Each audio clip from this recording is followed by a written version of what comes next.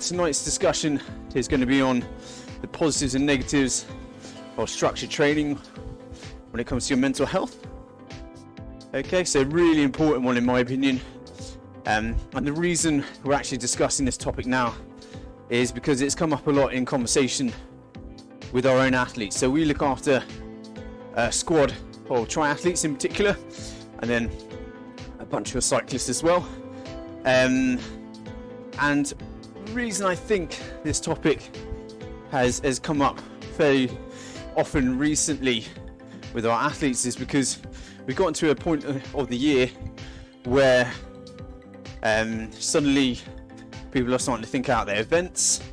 They're starting to load up their training, build up their training. Maybe they're into the build towards a major event. But also I think kind of with everything else that's going on in the world at the moment, which I'm not going to go into because let's face it, it's just going to get us all down.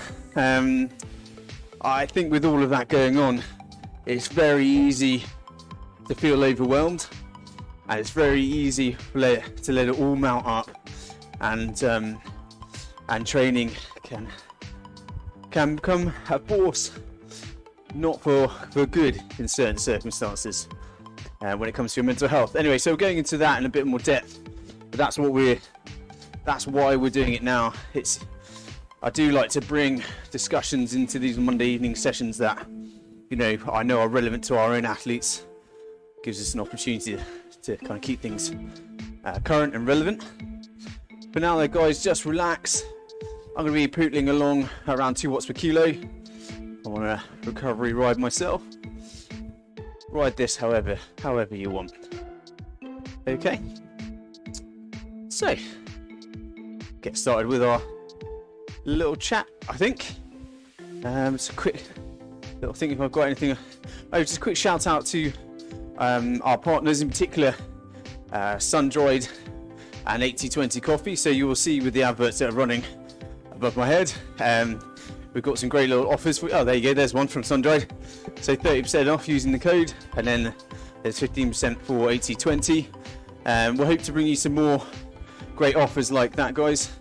Working very hard on that behind the scenes. Yeah, let's get into tonight's discussion, shall we? So, the positives when it comes to mental health on training. Yeah, I think that's quite an easy one to talk through. It's the negatives I'm going to be talking about, but it's always good to start on a positive. I think there are a few greater feelings than completing a tough session or piecing together a really good block of training. It just makes you feel amazing. You feel strong and fit and healthy and just good within yourself. It massively changes your kind of your outlook on life. If you're feeling good within yourself, then it really does improve your outlook on life. And it almost, for me, when I'm feeling really good, it kind of feels like no physical challenges beyond you. So, my big goal this year is Ironman Maastricht, and I know from doing previous Ironmans, when I've got there in a few weeks, when you're at your kind of peak fitness, you just feel like you just do anything, and it's a wonderful feeling. And yeah, so that's one of the huge positives of structured training, and gives you and progressing to that point where you're feeling really good. It can also give you a sense of control. So anxiety, guys, is often characterized by a fear of the future, a fear of what might come, because you have a lack of control over it. And so structured training, even the loosest of training plans, pretty much by definition, they're an attempt to gain control over your progression, over your own development, and instill confidence in the process of getting there. That's why people want plans. That's why people like me have jobs, to lend them a helping hand in obtaining that control, particularly if they struggle for time. People like myself are very useful or kind of giving them that structure whilst they get on with their own job. Structured training can create the stepping stones to a major event. It can make that event seem much more manageable, and you can see how you can get there. You know, it breaks it down for you and makes it all just seem more comprehensible. It's like when you create, the best analogy I can always come up with is, it's like when you're at school or university or something and you get given like a big essay, and you probably, if you're like me, you spend at least the first couple of days just sort of crapping yourself. Oh God, how am I going to even do this? Seems like this ridiculous project. You just don't know how you're going to get it all done. And usually, you waste a fair amount of time just panicking and worrying about it. And then once you build yourself a framework, just get some words on the page, you know, some paragraph titles, whatever. Or whether you were one of those geeks that actually did like a proper essay plan. I was not. I was paragraph headings at best. But even when you do that, I used to like to think it's because I like to let my mind flow, and it's not because I'm a lazy little SOB. But just in that, it helps with anxiety. It helps make it seem manageable, and that's really what you're doing when you introduce structure to your training. You know, you help make that process towards whatever it is you're training for more manageable and putting the stepping stones towards it. Another thing, kind of linking from that, it can create a lifestyle. It can help you arrange your entire life, really. Not that I'm saying that you should, but it can do. I know I personally do. I structure most of my calls, meetings, whatever, dealings around when I'm going to train. Not because it's kind of my sole focus, although as you can imagine, doing the job I do is pretty important to me. It's just because I know that if I'm doing those sessions, if I've carved out time for them and then built the rest of my week around it, that's going to be really good for my mental health. It's going to be, I'm going to have the time to myself. And that's probably, for me, the biggest benefit of training, and particularly in a structured way, knowing that I have time for myself. I get to do that thing that I love. I get an hour in my day where I'm on my bike or I'm out running or I'm swimming, where I can have that kind of hour or two or whatever where I'm zoned out and not thinking about all the other stuff going on in my life. Because I think one of the major things about structured training is it brings your attention to here and now. One of the things that we encourage for anybody, and this is a slight segue, but for people that have anxiety about doing certain things like going to the gym. Endurance athletes invariably hate going to the gym. One of the ways we try and combat that with our athletes is to make sure they have a really structured session. You know, really, if you're going to the gym, you should know exactly what you've got to do exercise-wise, and it's just bish, bash, bosh, go in, get it done.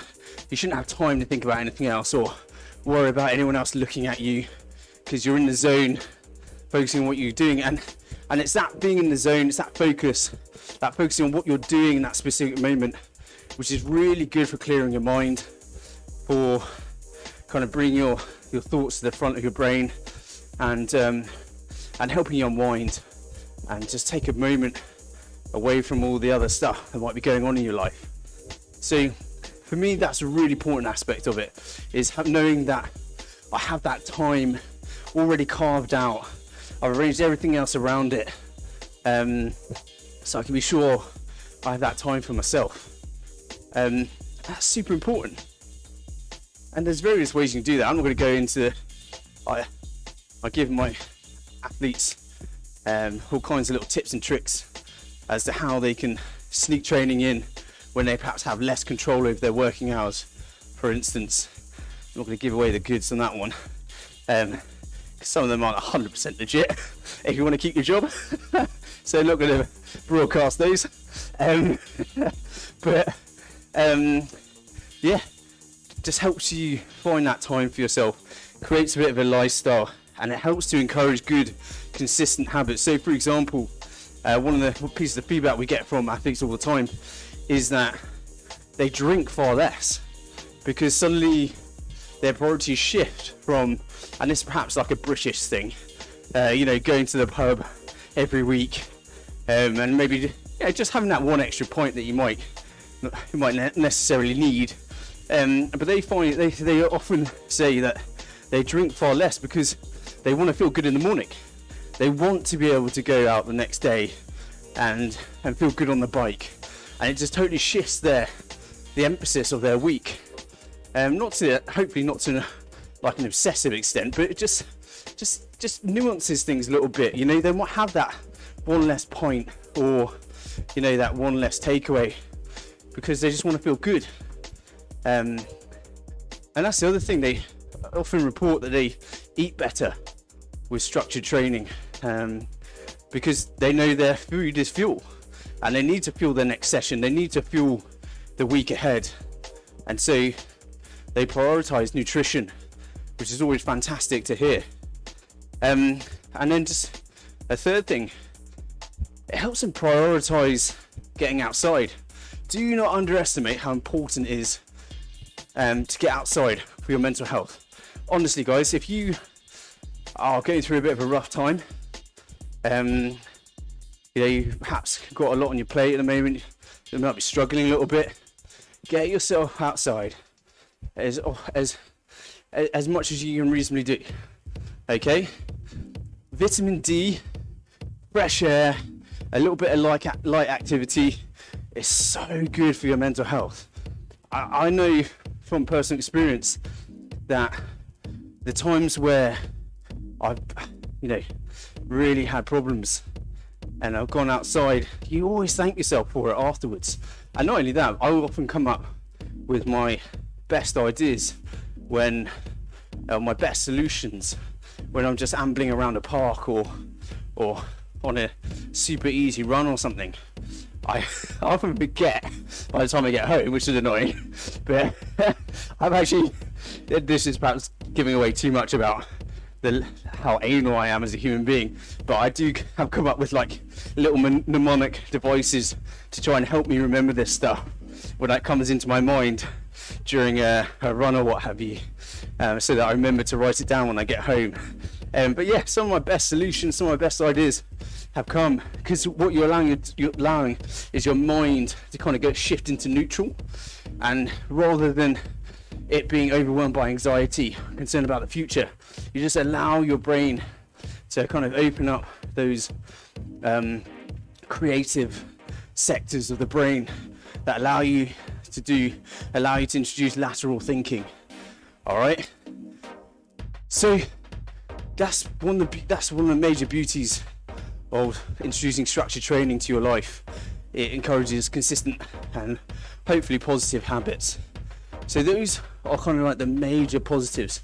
I did want to focus the majority of the session on the negatives because I think it's super important to avoid the pitfalls and hopefully give you some practical advice about avoiding the pitfalls of structured training and the effect that it can have on your mental health. Before we go into that though, guys, I will just pause in case anyone's got any questions. Guys on Zoom or on RGT, if you're following the coaching feed on the live stream, I have got the Facebook stream up in front of me, so you can ask questions on Facebook. Soon, once I've got my arse in gear, you will also, all the comments will come up on the live stream, so everything will come into one place and be a little bit more coordinated. But I'll just pause for a second, have a quick drink. So quick reminder, guys, we are riding over the last 30 k's of the Strada Bianchi course. If anyone watched it at the weekend, the women's race in particular was epic. If you've not watched that, go to whatever provider you use, particularly watch the women's race, the last 40 Ks, really good. And yeah, we're riding that in this session. As I said right at the start, if you're in for an easy sesh, you can turn the trainer feedback down and just cruise. I'm riding at about 2 watts per kilo, and that's where I plan to stay. So it's a quick check of the various channels to see if any questions have come in.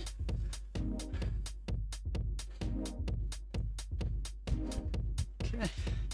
Oh.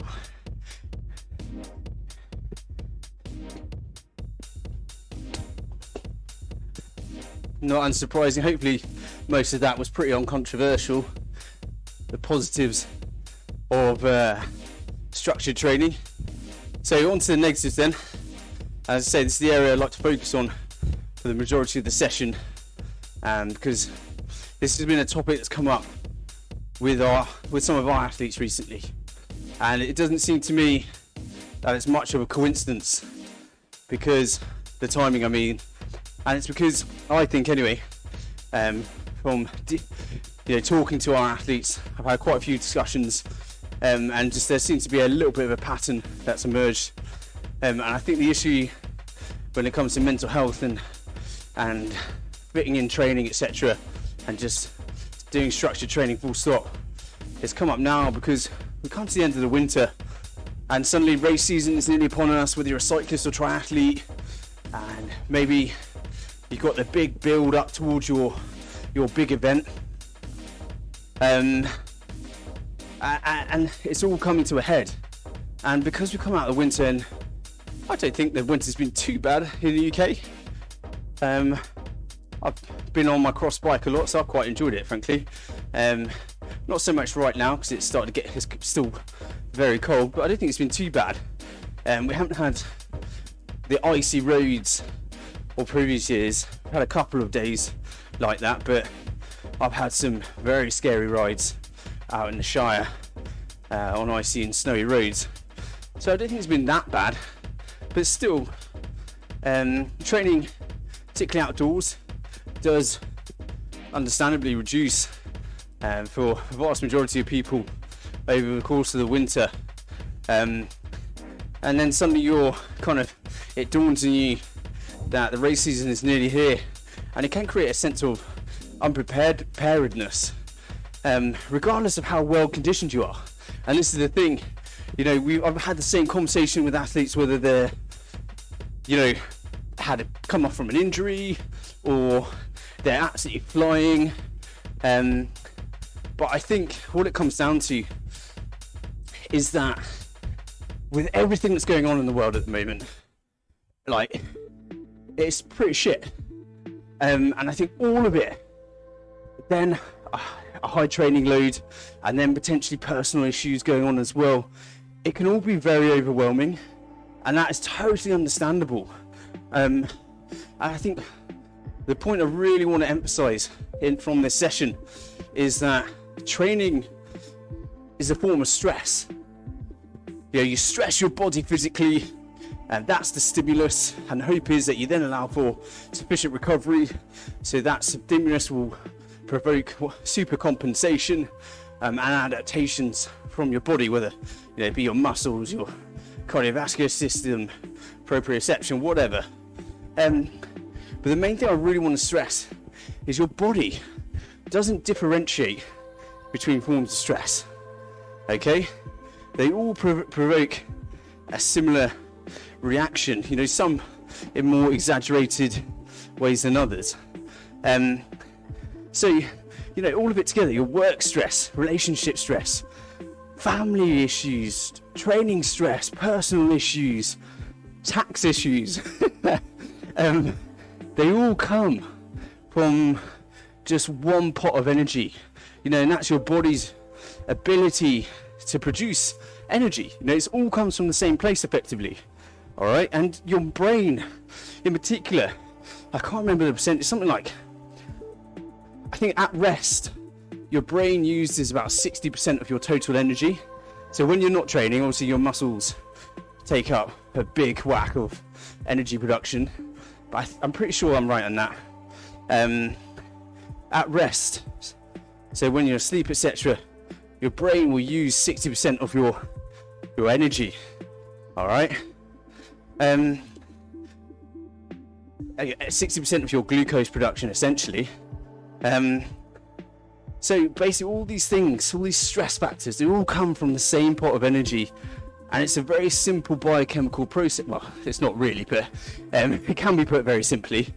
And that's essentially the formation and resynthesis of something called adenosine triphosphate. I probably pronounced it wrong, but more commonly known as ATP. Okay, we love our acronyms in cycling and triathlon. This is then broken down into adenosine diphosphate.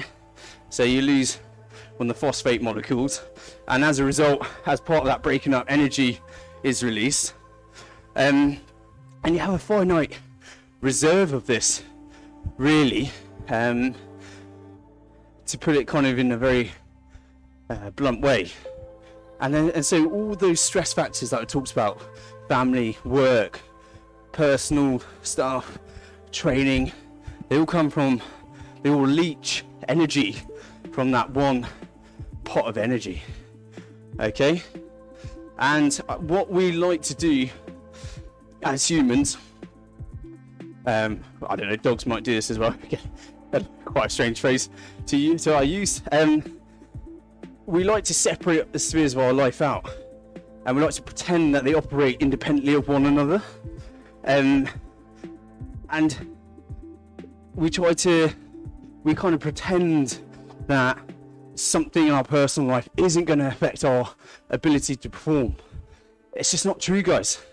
Because emotional energy, again, comes from the same place, okay? So just because you're stressing yourself physically doesn't mean that emotional stress over the course of the day hasn't already knackered you out. So those spheres of our life don't operate independently. They all affect one another. And if you try and fight that reality, you can find yourself in big trouble physically, hormonally, emotionally. And so when we put it simply, when one stress factor is in significant ascendancy, so for example, you're working late regularly, you're really high stress environment at work, or you're having personal issues, or family issues, bereavement, whatever, you will simply have less capacity to train. Sometimes you notice it, sometimes you don't. Okay, sometimes you get lucky, and it might be after the fact that you kind of realize, well, actually, I was pretty tired. But generally speaking, you'll find out. Your body will tell you that, one of the British phrases, you're burning the candle at both ends, and normally that means you're up late, early in the morning, but it implies in this context as well, you're using energy all over the place, you're soon going to run out. And this is why pro athletes do everything they can do everything they can to minimize other forms of stress in their lives. It's why it becomes their job and not their hobby. So they don't have to worry about financial problems. They don't have to worry about, fitting in training around meetings and calls, etc. I imagine they still do to a certain extent, but ultimately it's always justified that their training will take precedence. They'll go on training camps before the Olympics, etc. They'll go on staging camps, and that's to minimize their risk of injury and illness. They isolate themselves off from other people and make sure they can sleep properly, which I know is actually a bit of an issue the last Olympics because of the beds. That's why they do it. They do it to minimize all the other stress factors in their life, so that the primary stress factor more often than not is their training stress, and they can recover from that accordingly. So I think really what I'm trying to say is it's okay that this is all right. You know, it's okay that you might not have the energy to train if other stuff is going on in your life. That's all fine. It's you know, it's really important to accept that that's all part of normal life. Okay?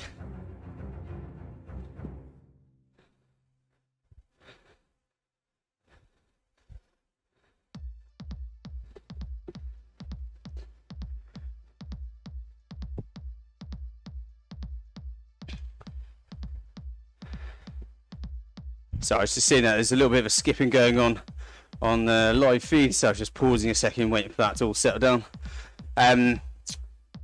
Yeah, it's important to understand that it's okay to accept that you can't do everything at 100 miles an hour all the time. Cycling and triathlon does tend to appeal to certain types of people, you know, high performing people. They're probably good at most things, but almost always very determined, very disciplined people, and they feel like they should be able to handle everything all the time. But giving yourself permission to scale down or miss sessions can be one of the smartest and most beneficial things you can do for your mental health. So that's kind of one of the main takeaways I want to give you guys from this session, is accepting that you can't handle everything is okay. And if you put it this way, one of your mates said that, you know, they had to drop their training down, had to scale their training down because they just couldn't handle everything on their plate. You know, they go through their list of issues. Like, you'd have to be a pretty cold bastard to then say, oh no mate, you should be training. You know, you need to get those hours up. Like, that's just never going to happen. And if it did, like, I would suggest you don't want to associate yourself with that person anymore. So if you know, there's always that phrase that if you wouldn't advise somebody else to do it, then you shouldn't really do it yourself. And that's actually something that I often get reminded of by those around me. You know, if I'm having issues with training or whatever, illness, whatever it is, you know, people will say to me, well, would you advise your clients to train? What would you advise them to do? That's always a good reminder for me to kind of get the ego out of the way and make a more objective and sensible decision. So that's the main thing I wanted to get across to you guys, is it's okay not to be able to handle everything all the time. And then sometimes when other stress factors are in the ascendancy and taking over, it's okay to to reduce your training load, or to reduce intensity or volume, whatever it is you need to do to be able to handle things more easily. That's absolutely fine. And I'll talk a little bit more. I will come on to some practical steps that you can take in terms of managing your training and approaching your training to kind of deal with that issue. But the starting point is just accepting that you might not be able to handle everything. You might not be able to train at the same level as you usually do if you're doing kind of 13, 14, 15 hour days at work, or you're going through quite a traumatic personal event. So it's all fair enough, you know. And I think the second big takeaway I'd like you guys to take away from this session is it doesn't have to be entirely your problem. Now, firstly, not being able to handle everything when it comes all at once, all those issues, stress factors, that's not weakness. It's completely normal. We've all experienced it. So normalize it. Normalize the fact that you can't handle everything. Doesn't mean, life isn't a struggle ever. It just means that you can be proactive rather than reactive when this stuff comes up. So when I'm saying it doesn't have to be entirely your problem, I'm not saying talk to someone, talk about it. Because for me, that phrase, particularly, it's in the media all the time at the moment, and I find it so frustrating because it's just not that simple, and it's not always helpful to say something like that. So I personally have a history of depression, and for me, one of my, how that characterizes itself is, for me, I struggle to understand my emotions and then relate them to other people.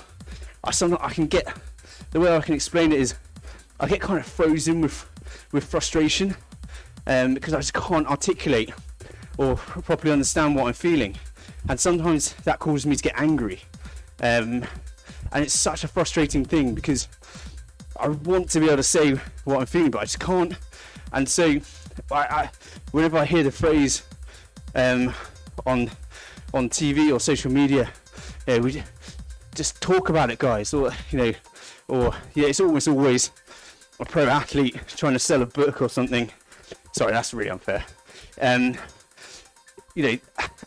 They're not professionals, they're not experts, they're not psychologists or psychotherapists, and their voice is inevitably find someone to talk about it, and it's not always that easy. Even so, for me, it really helps to remember kind of one important point. It doesn't have to be something you deal with alone, and sometimes it's actually really important for other people to be able to help you. For me, that when someone said that to me, that was a huge kind of light bulb moment. Okay, it can be really important for those around you to be able to help you. Okay, that's really important, because if you ask them for help, it cements a relationship. It makes them feel valued as a partner, as a friend, as a family member. Asking them for help, so it shows that you value their opinion. And so for me, that when someone told me that really clarified things for me. It made it much easier to kind of talk to people about this stuff, or not necessarily talk to them about it whilst you're going through a situation, but to explain to them, this is what happens to me when I get anxious. So when that happens, do this, do that, help me out. And people, it's like I say, it's really important.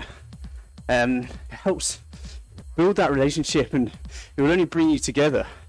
To put it another way, I actually got quite upset recently when an athlete told me they were binning everything, they're quitting their race, and I had no idea they were struggling. They had all these issues going on in the background, and it actually hurt me to think that they didn't trust me enough to talk to me about what they were going through. And that's totally selfish, obviously, of course. They had their reasons for not. They hopefully had other people to talk to. But I'm just trying to use saying that to illustrate the point that the people around you, if you rely on them, if you ask them for help, if you talk things over with them, they'll thank you for it. And I think you'll have a much better relationship as a result. I mean, as I kind of said earlier, if you ask somebody for help or to talk through things with them, no one has ever said no. All they do, you shouldn't be associating yourself with them. People want to help each other.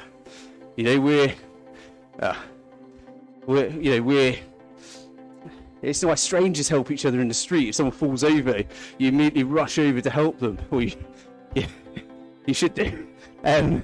It's just ingrained within us. So you've got to give that to people as well. You can't just keep stuff to yourself. Don't think about it for you, think about it for other people. They want to be there for you. Anyway, so moving on to, so that's the second main thing I wanted to talk about when it comes to your training. If you're struggling with it, get other people's help. Use other people as a sounding board. Say, I've got this and this going on. And other people, talking to other people will help bring a layer of objectivity. If you've got a coach, use them. It's part of their job. Okay? And that's one of the things we've really emphasized to our athletes recently is, you don't have to give us all the details if you don't want to. But as a coach, it's super helpful to understand what's going on with an athlete and help them navigate it. Okay, so use the people around you, and they don't have to be experts.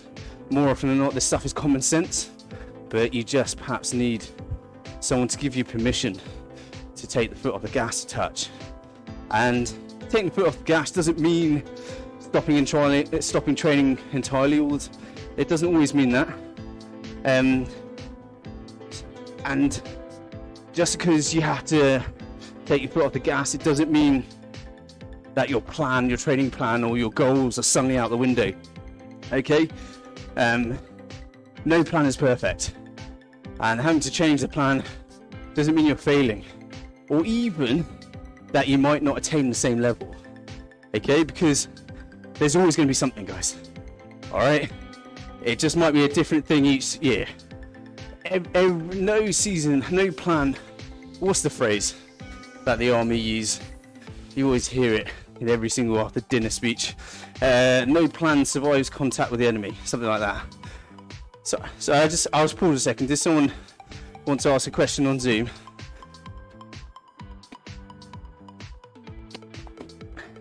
No? Okay, well, feel free to unmute yourself, guys, at any point, or drop a note in the Zoom chat. But yeah, as I was saying, no plan ever survives contact with the enemy, which basically means a plan never survives really in its entirety. You always got to be willing to train. And so you think about it, if that happens pretty much every year, every season plan, it doesn't necessarily mean you're not going to achieve the level that you want to, or it doesn't mean you're not going to be ready for that event. Because there's always going to be something that throws the spanner in the works. It might not be feeling overwhelmed with your training, it might not be mental health issues, it can be illness, moving house, all kinds of stuff really. So just one thing I'd really like you guys to remember is that our goal with structured training, with looking to develop and improve, is it's all about piecing together high quality training consistently.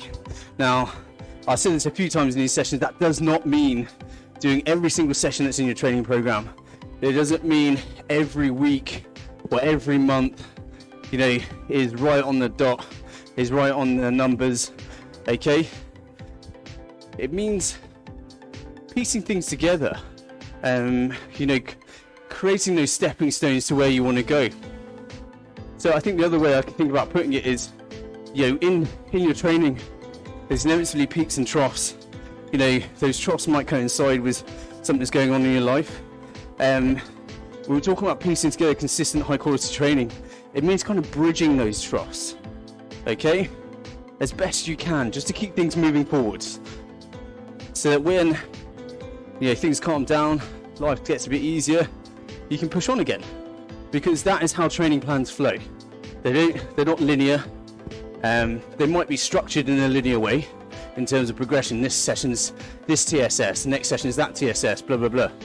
Okay? But in reality, they ebb and flow, and that's how it goes. Okay? So we're looking to kind of just bridge our way across those down periods and keep things ticking over if at all possible. So when you have the capacity, you can go again and really lift things. So I've been talking a lot, so I'm just going to take a pause now and just give anyone an opportunity to ask any questions if they've got any, and also just take a moment to get my breath back. It can be really quite hard to talk. I've been ill the last couple of weeks, so I'm pretty much fine now, but I still do get a bit of a tight chest, so it's a little bit harder to talk when I'm doing these sessions. And we'll see, my power, I think, drops a little bit, so I'm just going to try and bridge over to the guys. So we're, I think, trying to remember where we are on the course. So at the moon, we're about, where are we? About 18 k's in, 11 k's to go. So I'm trying to remember where that is. We're on one of the really steep climbs, currently over 7.5%. So we're right close to Siena. If anyone, as I say, hasn't seen Strada Bianchi, go onto one of the platforms, streaming platforms, and watch it, particularly the women's race. Absolutely amazing. Such a beautiful part of the world. Siena is super cool. Really good riding all around Tuscany, really. You can't go wrong. And they absolutely love cyclists out there. I've done a fair bit of riding out there. I just remember once getting freaked out because a car came up next to me and was just driving next to me for like a good couple of Ks. In the end, I lost my rag a little bit and asked them what they were doing, and the guy just rode down the windows just a bit and basically just said, "Oh, I was just checking out your bike." That was it, and then he drove off. The stranger experience. I remember once I was bike packing and had this big long descent, and his car stopped to let me pass so I could go down. I was going down the descent pretty fast and having a bit of fun. He stopped, pulled over, and then followed me through the descent, and then was like clapping me afterwards. It was, again, very strange, but a lot of fun. So yeah, fantastic part of the world if you're into your cycling. Some particularly punchy climbs though, as we're experiencing right now. Well, I've got my training resistance turned down, but everyone else might be. Oh, I feel like I need to bridge over this gap a little bit. So I get back onto, anyone wants to come with me, bridge back onto this group.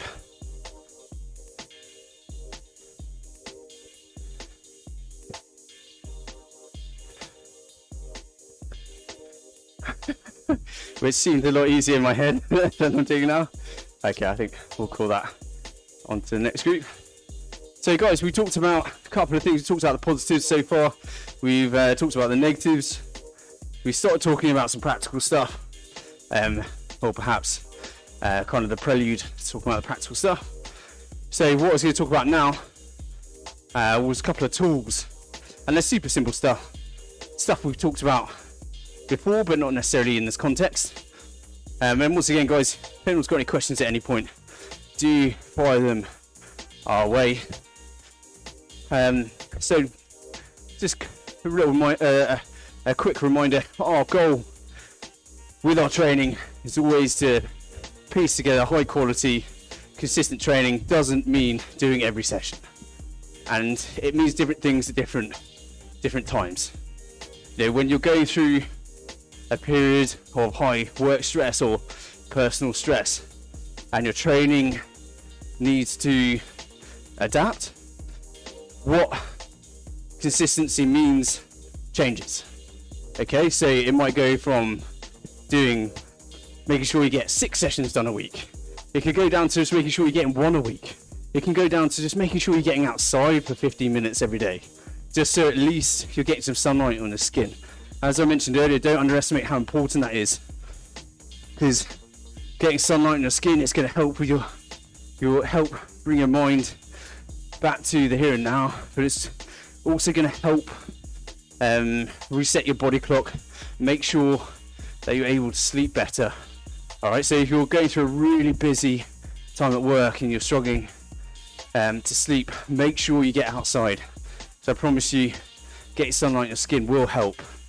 It just helps your body to align with the sun's trajectory in the sky. All right, so make sure you're getting outside. But it's a cool couple of tools for when you're feeling overwhelmed with everything and non-training stress factors are in the ascendancy. The first thing, as I kind of said earlier, is accept that you need to compromise. If you are working silly hours, you are not going to be able to train at the same level. Okay, it's just that simple, guys. I've tried doing it before. I remember when I was a young lawyer, I was a trainee lawyer, I was training for an Ironman. You know, I'd be working till midnight or something, and I still try and fit in a couple of hours of training. I used to commute into the office on my bike, and I would try and do my session as I rode home. You can only do that for so long, guys. I'm talking days, not weeks. You know, I had a really bad period of overtraining and chronic fatigue during my years as a junior lawyer. And it's because I failed to accept that when work's super busy, my training might need to compromise. So that's the first point. Really, just accept it. it's a battle you're going to lose if you try and fight it and don't adapt. It doesn't make you tough to be able to do everything all the time. Okay, it just makes you pig-headed, and it just means you're going to do yourself some damage. Actually, the best athletes I've worked with are those that are able to make those decisions sensibly. Okay, so accept other stress factors are in the ascendancy. Training stress might have to come down. Secondly, scale your workouts, both in terms of the duration, but also the intensity to fit the level of capacity, the amount of energy that you do have, considering the state of play with those other stress factors. Okay, so sometimes you might have time in your day, but you just don't have that emotional capacity to go do a hard VO2 session, a hard threshold session, and that's fine. You know, it's not a big deal. If you still have time and you feel like it, just coming and doing a session like this, just riding at a comfortable level, you should have the confidence to do that, because an hour active recovery might help you recover so that the next day you can do more. Or doing an easy zone 2 ride for an hour, that's still good quality training. When we're talking about bad quality training, what we're actually talking about is doing stuff that is inappropriate for you, i.e.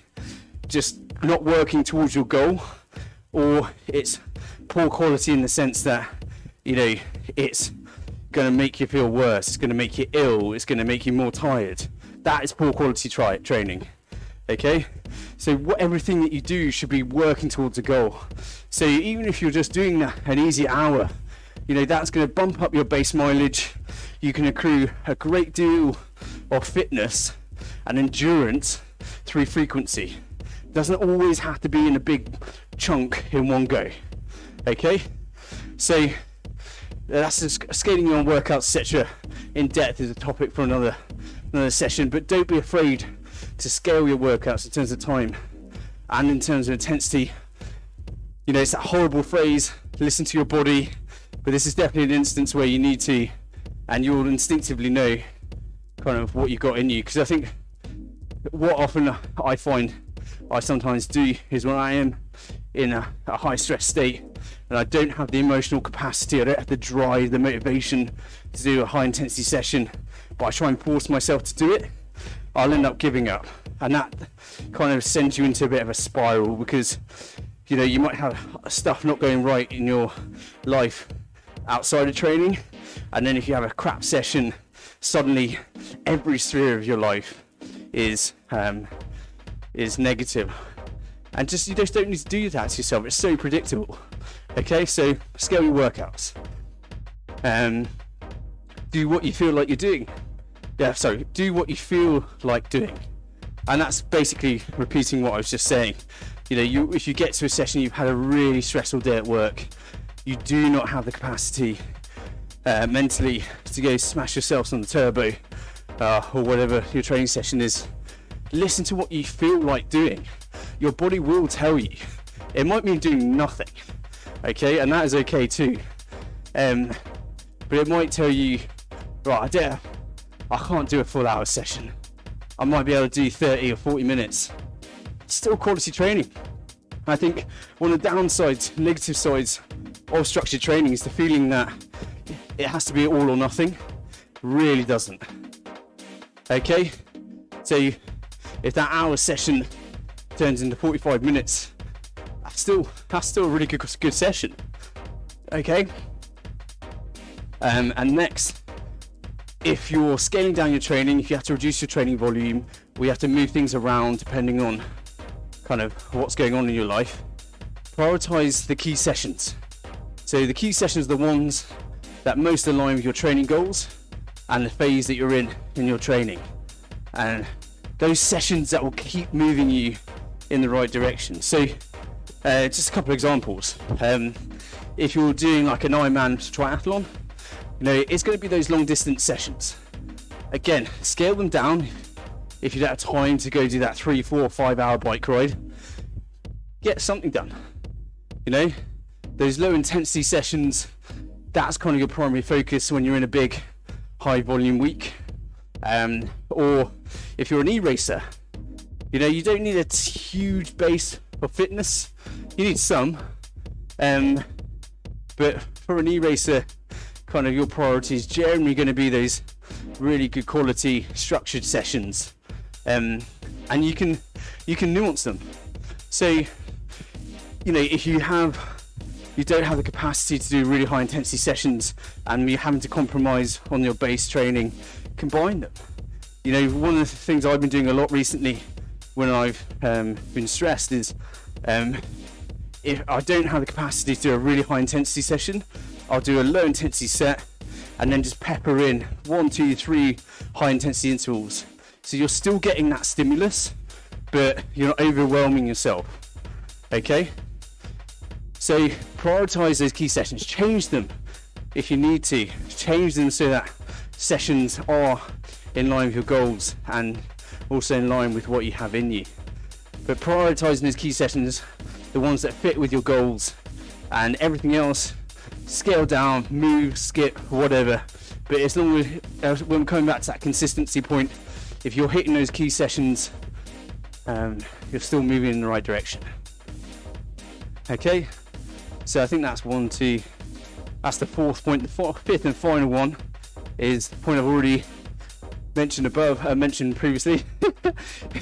I shouldn't read exactly what's on the page, should I? Use other people as a sounding board. Use your coach, use your friends, use your family, use your loved one. They don't have to be training experts, they don't have to be triathletes, they don't have to be cyclists. They'll still be able to help make you sensible decisions. They'll still help you be able to make sensible decisions. And more often than not, it's just giving you permission to take it easier, okay? And just stopping you from judging yourself for taking it easier, because they won't judge you. No one cares about our training as much as we do. Okay, so you've got those 5 key points. If you're feeling overwhelmed and non-training stress factors are in your tendency, accept that you'll have to compromise those your training. Number 2, scale your workouts. Number 3, if you're going through a period of high stress or you're emotionally drained, just do what you feel like doing, you know? Enjoy it.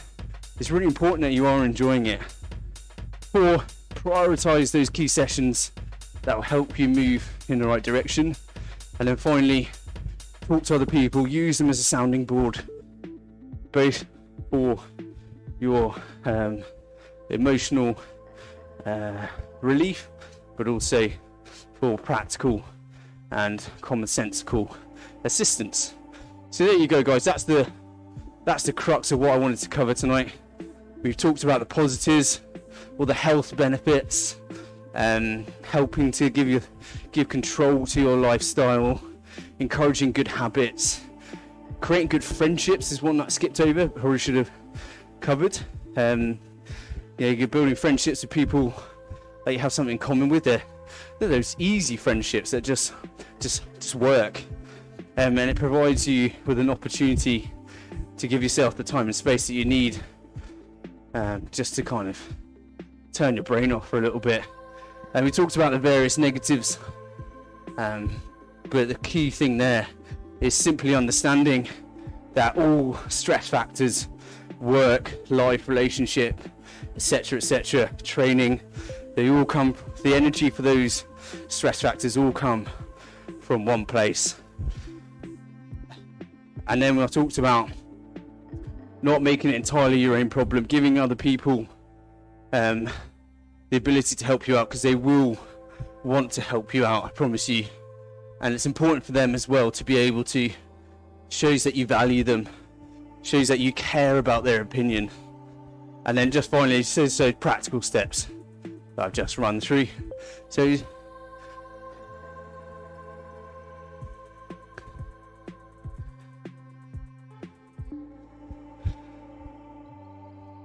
okay. So thanks very much. I had a question, well, a point in from Steve. He says, I find a great demotivating factor is the feeling of non-progression. Might not have kind of specific goals, but I've had moments where I get stuck in a rut and end up just going through the motions and feel like I'm not going anywhere or going backwards. Yeah, that's pretty normal, Steve. No, not all. No, that's a really good point.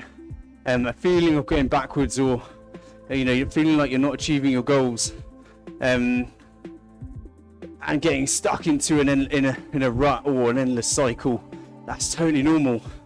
And I think really sometimes there's a few things you can do about that. I think sometimes you need to refresh. Is often what I think of when our athletes say they're in that kind of mindset. More often not, you need a break. You need to kind of regroup, get your mind back to where it needs to be, maybe go into a bit of a planning process again, figure out what goals you do want, because if you find that you don't really have goals, or you're not achieving them, then they might not be the right goals for you. Okay? And if so what we sometimes see is athletes where they regularly aren't achieving or seemingly pushing towards the goals that have been set, and that's because it might not excite them. You have athletes that have done Ironman triathlons time and time again, and they might not realize it, but it's not actually as stimulating as it used to be. So I think my advice would be to, if you feel like you're in a rut, you need to get off the hamster wheel, don't you? So taking a break, a couple of days, taking a couple of days for yourself, just giving yourself a bit of time to decompress, and then making time to plan, making time to take control, because I think that's kind of what it comes down to.